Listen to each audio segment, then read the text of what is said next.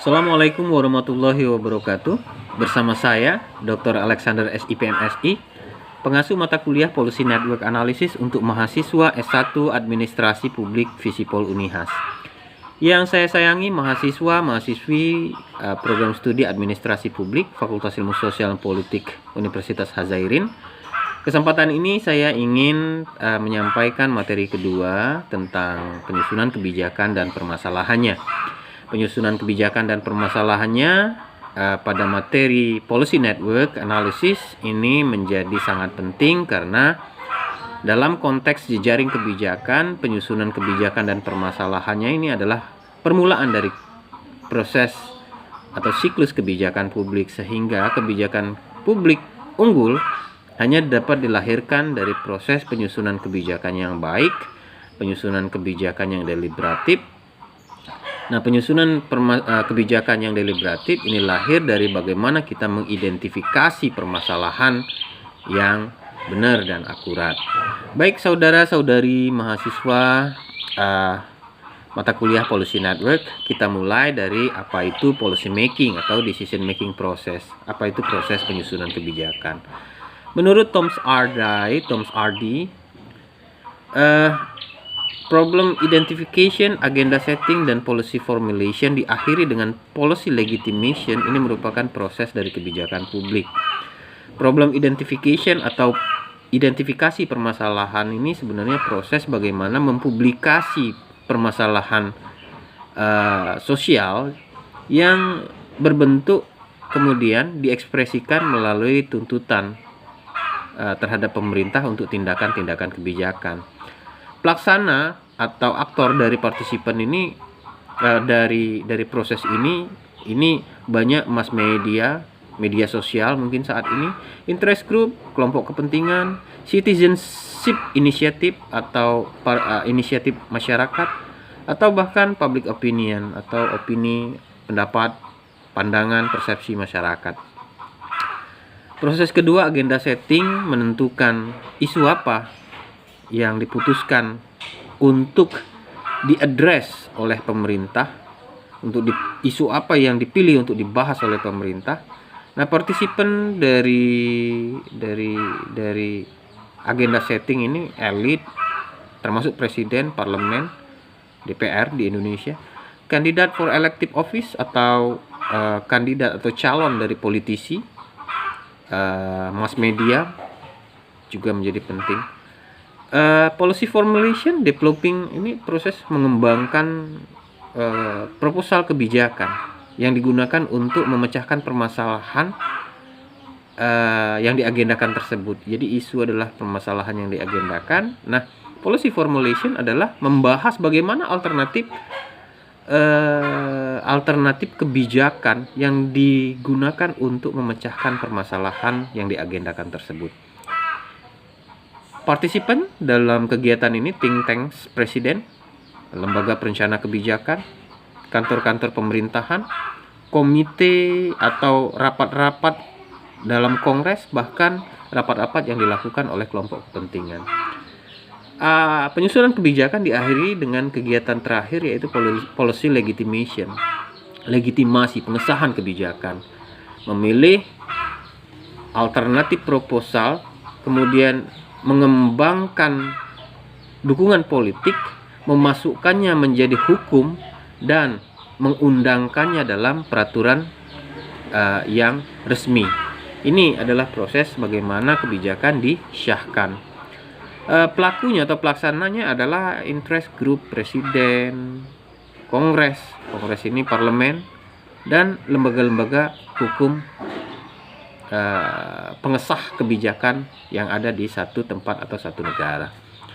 Baik, kita masuk ke proses pertama, apa itu identifikasi permasalahan. Esensinya adalah publikasi permasalahan masyarakat. Jadi bagaimana kita mengangkat permasalahan masyarakat menjadi opini, menjadi satu hal yang dibahas terus, menjadi hal yang penting. Nah, proses ini dilakukan oleh individu, kelompok kepentingan, organisasi, politisi, atau media sosial, bahkan media massa. Apa yang dilakukan? Pertama, proses identifikasi ini selalu berusaha bagaimana perhatian itu bagaimana permasalahan itu diperhatikan oleh publik. Jadi mencari perhatian publik. Mendramatisasi isu, ini menjadi penting juga. Kemudian menyusun isu.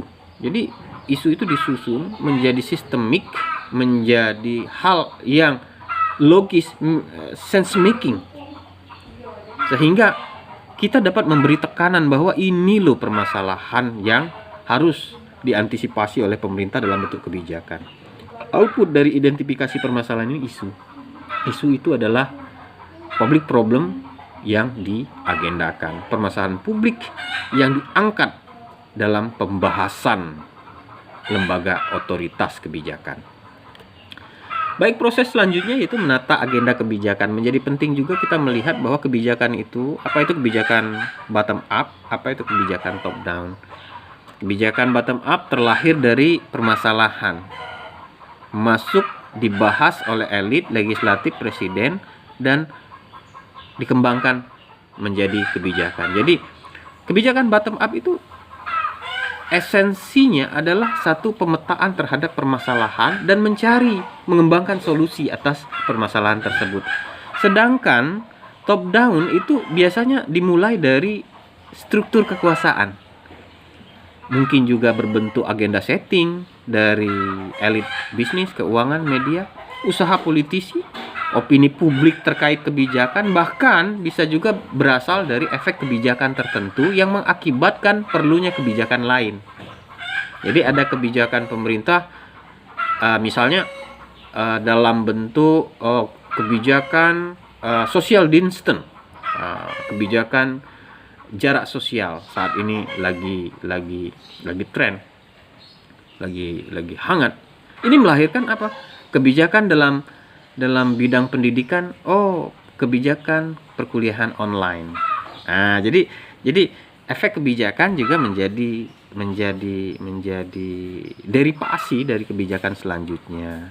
Ini jadi membedakan kebijakan bottom up dan top down ini dari bagaimana kita melihat struktur permasalahannya. Baik, selanjutnya formulasi kebijakan.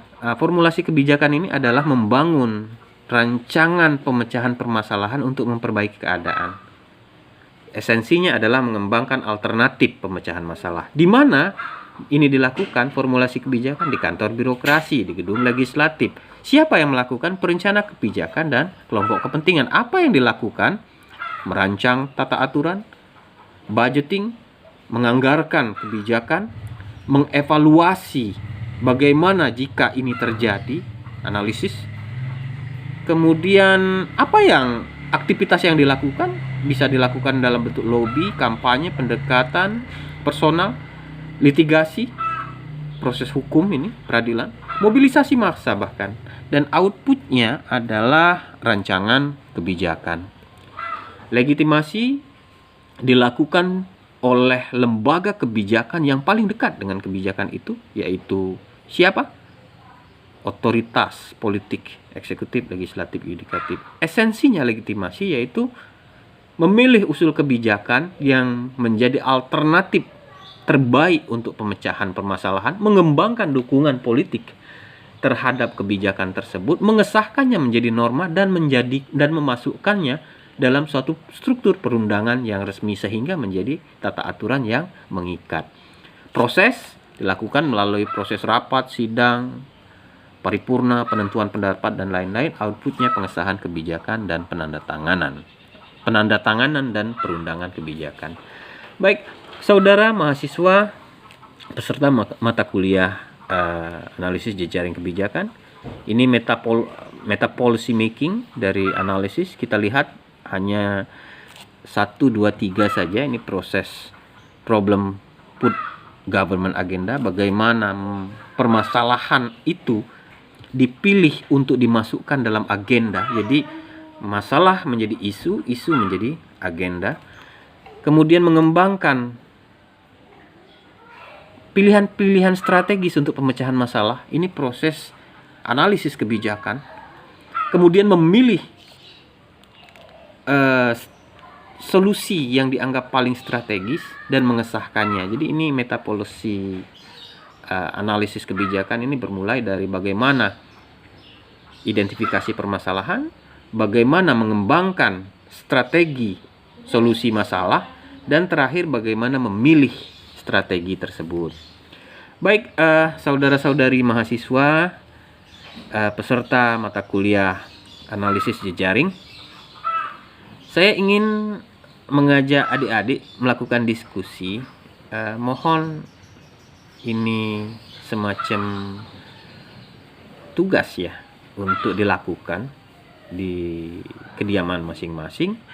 Anda masukkan analisis mengenai jaringan aktor dan perannya dalam penyusunan kebijakan. Ini terbagi menjadi 4. Nomor, peran, aktor atau subjek pelaksana, dan aktivitas. Dan tahapannya memasukkan masalah publik, siapa subjeknya dan apa aktivitasnya, mencari merumuskan alternatif, siapa subjeknya dan aktivitasnya. Selanjutnya yang terakhir memilih solusi kebijakan dan aktivitasnya. Jadi Anda pilih kebijakan apa yang Anda pahami, ya, baik kebijakan lokal atau kebijakan nasional, kebijakan daerah maupun kebijakan pusat. Kemudian dalam proses analisis mengenai penyusunan kebijakan, Anda masukkan dalam tahap memasukkan masalah itu siapa yang terlibat. Kemudian aktivitas apa yang dilakukan. Mencari merumuskan. Subjeknya apa, aktivitasnya apa. Selanjutnya memilih solusi kebijakan juga demikian. Sehingga nanti akan ada semacam analisis komprehensif mengenai peran dan aktivitas dalam praktek penyusunan kebijakan publik dalam konteks kebijakan yang Anda ketahui. Demikian tugas dari saya. Demikian juga saya sampaikan terima kasih atas perhatiannya dalam materi yang kedua ini.